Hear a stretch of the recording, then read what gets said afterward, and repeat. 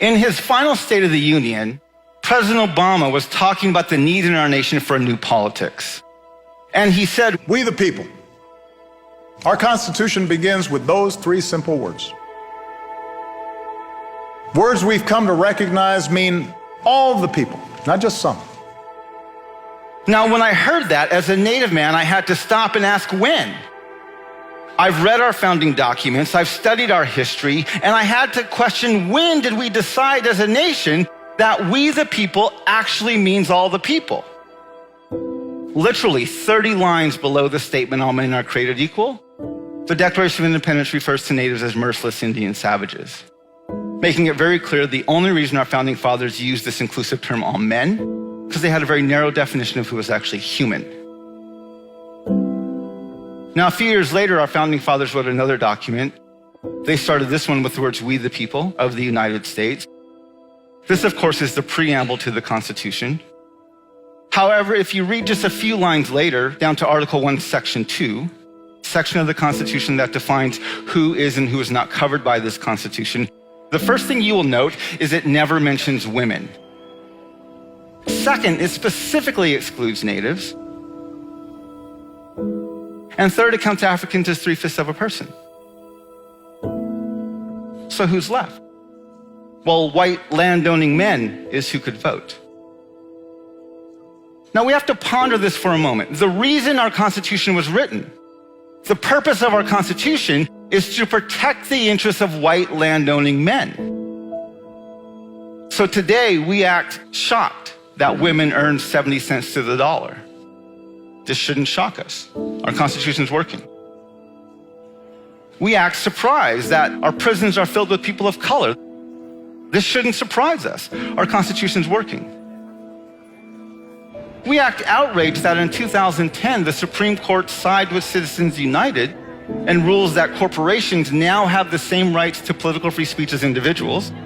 This is what opens the door for super PACs, unlimited contributions to candidates. This shouldn't surprise us. The Constitution's doing exactly what it was designed to do. It's protecting the interests of white landowning men.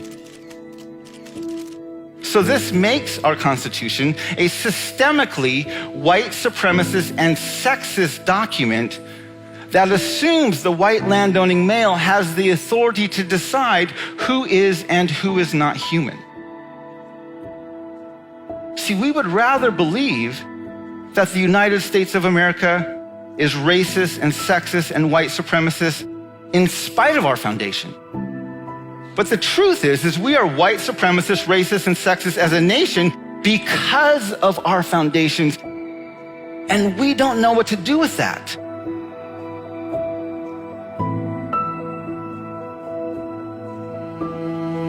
There's an Aboriginal leader named George Erasmus, and he says where common memory is lacking, where people do not share in the same past, there can be no real community.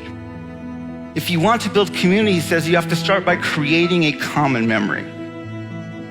I think this quote is brilliant, and it gets to the heart of our nation's problem with race, which is we don't have a common memory. We have a white majority that remembers a history, a mythological history of discovery, expansion, exceptionalism, and opportunities.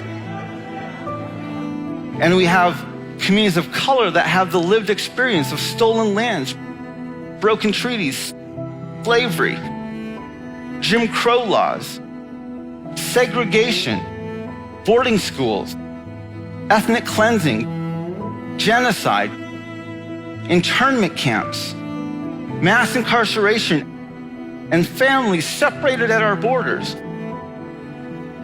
We have no common memory, and I think we all can agree that community on a national level is absolutely in the pits.